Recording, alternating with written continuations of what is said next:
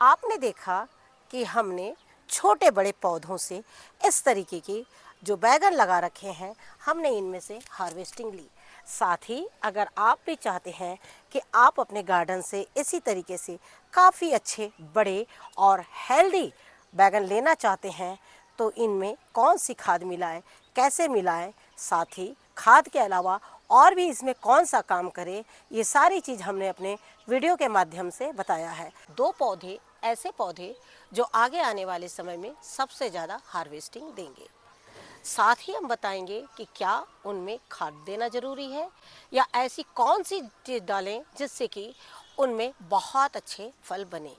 नमस्कार दोस्तों, स्वागत है आपका हमारे इस YouTube चैनल में। दोस्तों, जैसे कि आप देख रहे हैं इस वक्त कि हमने भिंडी बिल्कुल लगा ली है, और भिंडी लगाने के साथ ही आपको बताना चाहूँगी कि भिंडी में समय समय पर इस तरह की गुड़ाई जो है वो बहुत ज़्यादा ज़रूरी है।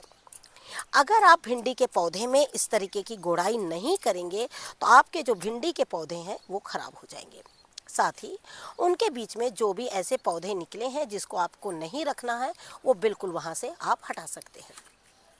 आपने देखा होगा कि ज़्यादातर इन दिनों खरपतवार में एक तो टमाटर के पौधे बहुत ज़्यादा निकलते हैं, दूसरे देसी गेंदे जो आपने गार्डन में थे उनके बीज झड़े हैं, क्योंकि ये सीज़न जो है अभी भी गेंदे हैं, टमाटर है, इन फलों का है जो बहुत आसानी से निकल जाते हैं। साथ ही जैसे हमने आपसे कहा कि ज़रूरी नहीं है कि आप हर समय खाद डालें। खाद के अलावा जैसे आपको हम बताएंगे इसमें एक पावरफुल खाद कि जो ज़्यादा से ज़्यादा इसमें चलती हैं और वो बहुत ज़्यादा असर भी करती है। लेकिन आपको मैं ये भी बताना चाहूँगी कि इन दिनों जिन्होंने भी भिंडी नहीं लगाई है वो बिल्कुल मार्केट में आपको बीज मिलेंगे। याद रखें कि भिंडी की नर्सरी तो हमारे यहाँ नहीं मिलती है, जब भी मिलते हैं इसके पौधों बीज ही मिलते हैं। और बीजों को हो सके तो आप इस तरह से पॉलीथीन बैग में लगाइए, और पॉलीथीन छोटी छोटी लगाने के बाद में उसे इस तरीके से जगह जगह पर बिल्कुल शिफ्ट करते चले जाइए। आप इस तरीके से अगर आप इन्हें मिट्टी ढीली रखेंगे, जगह पे शिफ्ट करते चले जाएंगे, तो आप देखिएगा कि भिंडी बहुत अच्छी हो जाएगी। रह गई बात दूरी की, तो आपको बताना चाहूँगी कि अभी शुरू की जो भिंडी है गर्मियों में, ये भिंडी बहुत बड़ी या बहुत घनी नहीं होती है, ये जल्दी जल्दी एक दो फसल देती है और जो है भिंडी थोड़ा कम हो जाती है।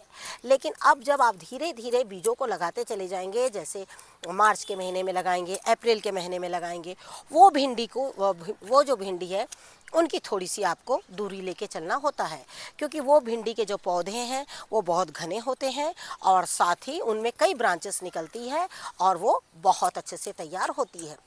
ये तो हमारा पहला पौधा है जिसके बारे में हमने आपको बताया। अब चलिए हम आपको दूसरा पौधा भी एक ऐसा है जिसके बारे में बताते हैं कि किस तरीके से आपको लगाना है। आज हम आपको बिल्कुल फिर से एक बार हार्वेस्टिंग दिखा रहे हैं, और हार्वेस्टिंग के ही माध्यम से बताना चाहेंगे कि एक पौधे से अगर आपको बहुत ज़्यादा मात्रा में बैगन लेना हो तो आपको उसमें किस तरीके से काम करना है। साथ ही आप देख रहे हैं ये मात्र एक पौधा है, और एक पौधे में आप देख सकते हैं कि कितने ज़्यादा बैगन जो है वो लगे हुए हैं। और ये देखिए इस तरीके से मैं कंटिन्यू इनकी हार्वेस्टिंग ले रही हूँ, और ये देखिए यहाँ भी पूरे लगे हुए हैं। बहुत तेज़ धूप के वजह से इनका जो कलर है वो भी मानो फीका हो गया। हालांकि ये बैगन बहुत पुराने नहीं हैं, और आपको बताना चाहूँगी कि ये हर एक डाल में मानो ये इस तरीके से देखिए इस तरीके से लगे हुए हैं। और हालांकि इसका कलर बहुत डार्क पर्पल होता है, लेकिन अभी जो है वो या धूप से कहिए या जो भी, और ये बहुत हल्के कलर के हो गए हैं। कई बार आपको हमने खाद के बारे में बताया है कि आप इसमें खाद डालिए। आपको बताना चाहूँगी कि मैं कई बार पौधों में खाद के अलावा भी कुछ ऐसे काम करती हूँ जिससे कि पौधों में ज़्यादा से ज़्यादा फल जो है वो बने। और आप देख रहे हैं कि एक ही पौधे में पूरा बास्केट मेरा फुल हो गया है। जब भी हम जो देसी पौधे लगाते हैं और उनके जो देसी बीज हम तैयार करते हैं, तो उनकी एक ही खासियत होती है कि उनको हम सीजन में 1 से 2 बार बार लगा सकते हैं। और जब बीज से पौधा तैयार नहीं हो रहा है बार बार लगाने पर, इसका मतलब है कि वो अलग प्रोसेस से तैयार किया हुआ बीज है जिसे आपने अपने गार्डन में लगाया है। तो आपको क्या करना है, अगली बार से बैगन का वो पौधा बिल्कुल गार्डन में नहीं लगाना है। इस चीज़ का आपको बिल्कुल ध्यान रखना होगा। जैसे आप देख रहे हैं कि हम लगातार पौधों में इस तरीके से छिड़काव कर रहे हैं, ये हमारा सारा देसी नुस्खा है। लेकिन आपको साथ ही ये बताना चाहूँगी कि इनमें फल भी जो है वो बन रहे हैं, ज़रूर इसमें फल आए होंगे। ये देखिए इस तरीके से जड़ों से ही मानो एक एक फल है। और देखिए मैं इसे तोड़ के निकालना चाहूँगी और आपको बताना चाहूँगी मैं कि आखिर ये किस खाद का कमाल है जो हमारे इतने अच्छे बैगन हो रहे हैं।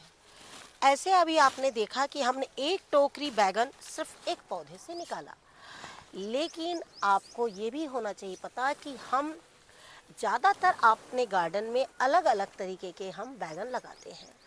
और अलग अलग तरीके के बैगन या अलग अलग तरीके के पौधे लगाना क्यों ज़्यादा ज़रूरी है। जब भी आप एक ही तरह के पौधे लगाते हैं तो उनमें कई बार कीटों से आपका पूरा गार्डन ही मानो ख़त्म हो जाता है। इसीलिए आप कोशिश करिए एक कंटेनर में 2 तरह के बैगन को भी बिल्कुल लगा सकते हैं जब आप नर्सरी इनकी लगाते हैं। उससे क्या होता है, कई बैगन ऐसे होते हैं जो आपके गार्डन में टिकते हैं और कई बैगन ऐसे होते हैं जो आपके गार्डन में बिल्कुल होते ही नहीं हैं। अब जो बैगन नहीं होते हैं वो मर जाएंगे और दूसरे कंटेनर में जो आपके बैगन अच्छे हैं वो रह जाएंगे। इसीलिए हमेशा हमने देखा, ये देखिए इस तरीके से कीट जो है वो लग रहे हैं, लेकिन मैं इसे निकाल लूँगी क्योंकि अगर मैं इसे नहीं निकालूंगी तो ये दूसरे भी बैगन जो है वो ख़राब करेंगे। इसीलिए आपने देखा कि अभी हमने वहाँ पर बिल्कुल छिड़काव किया हुआ है और यहाँ का जो छिड़काव है वो बिल्कुल भी बारिश से मानो ख़त्म हो गया है। और ये देखिए इस तरीके से एक और बैगन जो बहुत सुंदर है, ये देखिए इस तरीके से मैंने लगा रखे हैं। लेकिन आज मैं आपको बिल्कुल बताऊंगी कि आपने खाद डाला है, कौन सी खाद डाला है और साथ में आप क्या बार बार उसमें खाद डालते हैं, खाद में आप उसमें कौन सी चीज़ मिलाते हैं। ये सारी चीज़ मैं वीडियो के माध्यम से आप लोग को बताना चाहूँगी, जिससे कि आपके गार्डन में जो बैगन है वो बहुत अच्छे से तैयार हो। ये बैगन का पौधा बहुत घना होता है, इसीलिए इसके पौधे को 2 या 3 लगाना चाहिए। मैंने इसमें 2 तरह के बैगन के पौधे लगाए हैं, एक इस तरह से भरते वाले बैगन लगाए हैं और दूसरा पौधा आपको मैं दिखा रही हूँ वो ये वाला है। ये इस तरीके, इसमें सफ़ेद हल्के बैगन जो है वो होते हैं। और ये देखिए इस तरीके से, तो मतलब इसमें कितने तरीके के पौधे हो गए, 3। अब इसमें से जो भी पौधा हमारे यहाँ नहीं होते हैं बैगन, वो इसमें से अगर सूखना हो तो बिल्कुल सूख सकते हैं। जैसे मैंने इस कंटेनर में 3 तरह के पौधे लगाए थे, जिसमें सफ़ेद बैगन छोटे छोटे जो होते हैं वो थे 2 पौधे जो सूख चुके हैं और ये भरता बैगन का जो पौधा है वो रह गया है। लेकिन आपने ये देखा कि ये इतने बड़े बैगन जो है वो कैसे हुए, इसमें हम कौन सी खाद और कितनी मात्रा में डालते हैं, ये सारी चीज़ मैं बताना चाहूँगी। ये जो आप बड़े बैगन देख रहे हैं, ये बड़े बैगन होने का राज क्या है, और साथ ही एक ही पौधे में इस तरीके से बहुत ज़्यादा मात्रा में बहुत ज़्यादा मात्रा में बैगन निकलने का राज क्या है। कई बार हम बहुत खादों के पीछे भागते हैं, लेकिन भागने से हमें रिजल्ट्स नहीं मिलते हैं। लेकिन आपने देखा ये छोटे छोटे पौधे, ये पौधे आप देख रहे हैं कि ये किस तरह से ग्रो कर रहे हैं। सबसे पहले जब पौधा हमारा ग्रो करता है ना, वहाँ आपको ध्यान देना है, आपको इसकी टहनी नहीं तोड़नी। देखिए मैं देसी तरीके से करती हूँ पौधे में ट्रीटमेंट, देसी तरीके के बीज लगाती हूँ और देसी ही छिड़काव करती हूँ। और उसी तरीके से मैं आपको सिर्फ बताना चाहूँगी कि पौधे की लंबाई देखिए बिल्कुल भी नहीं बढ़ रही है, वो बहुत ठीक इसकी ब्रांच हो रही है, जो स्टेम बोलते हैं ये वाली, ये स्टेम जो है वो बहुत ठीक हो रही है और साथ में इसकी ब्रांचेस भी निकल रही है। इसके स्टेम जितनी ठीक और अच्छी हो जाएगी, छोटेपन में ही पौधा जो है उतने ही अच्छे फल देने में बिल्कुल समर्थ रहेगा। साथ ही आपको बताना चाहूँगी कि हम आपको जब भी हाल ही में एक वीडियो शेयर किए थे और उसमें हमने आपको बैगन के पौधे में खाद बताई थी। ज़्यादातर हम आपको खाद को इस तरह से लिक्विड फॉर्म में बताते हैं कि आपको ये खाद डालना है, लेकिन खाद डालने की भी एक जो है सीमा होती है कि हम खाद कितनी डालें।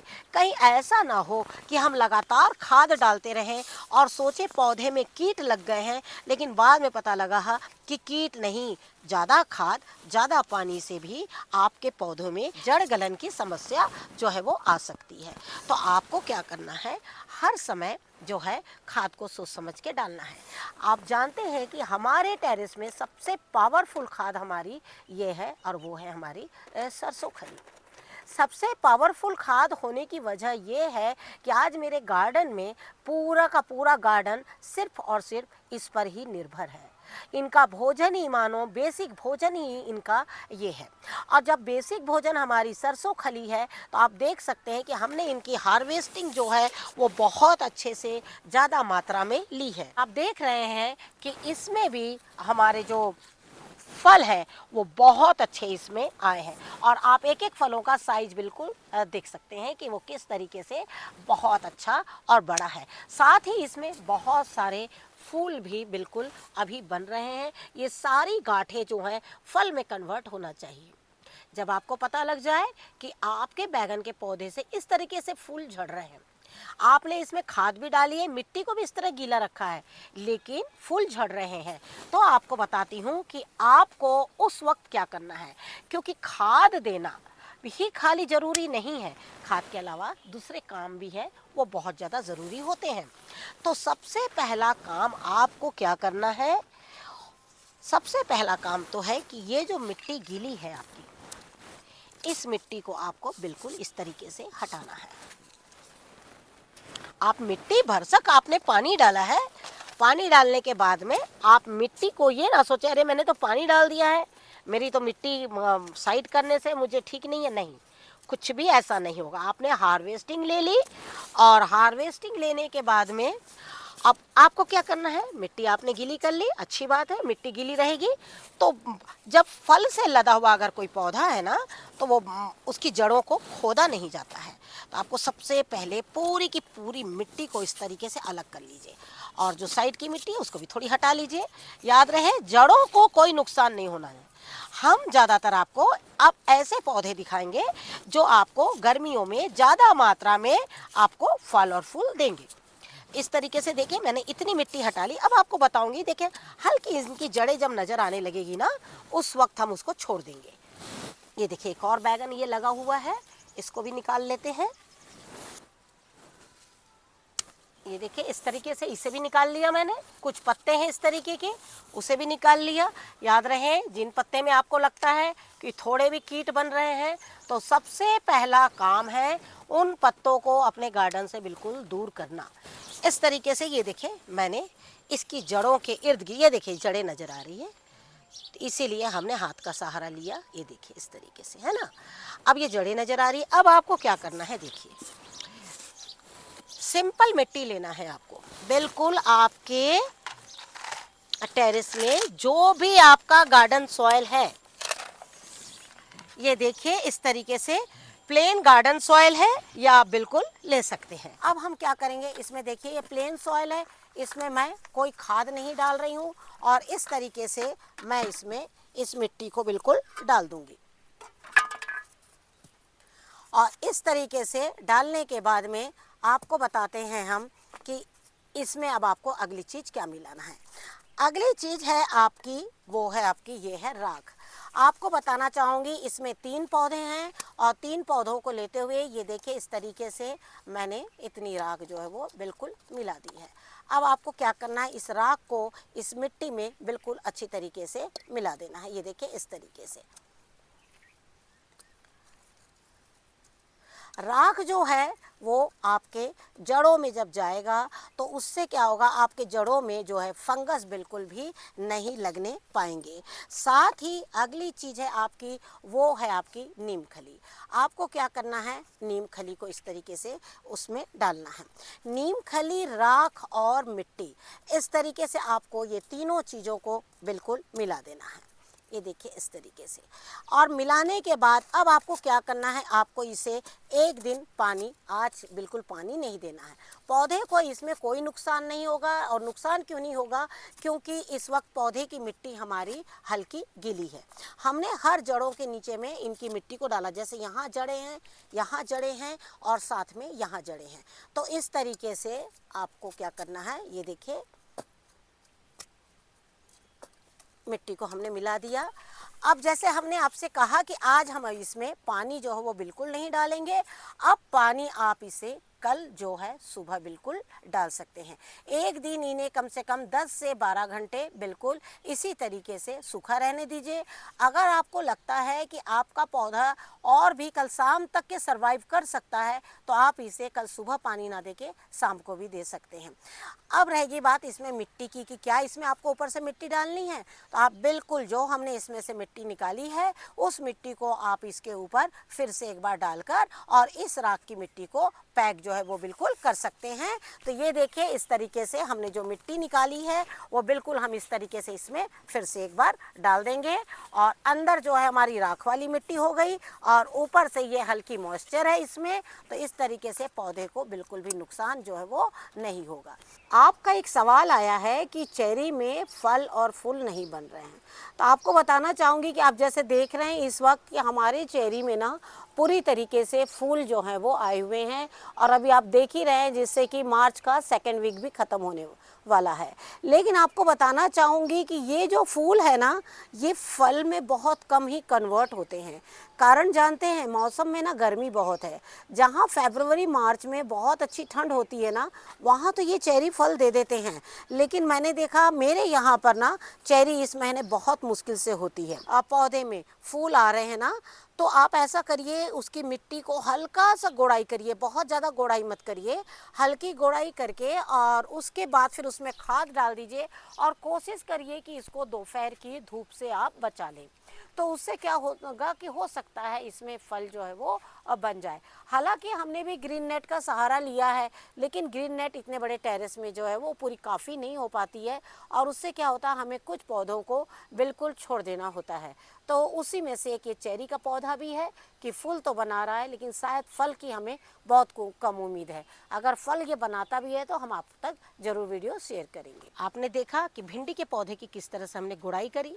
अब गुड़ाई करने के बाद में भिंडी के पौधे में आप इस तरीके की पतली सरसों की खली और गोबर की खाद उसमें डाल सकते हैं, लेकिन हमने अभी नहीं डाला क्योंकि इस वक्त धूप है, ठीक है ना। तो आप इसको पतला करके बिल्कुल राख को इसको पतला करके और इस खाद को दे सकते हैं।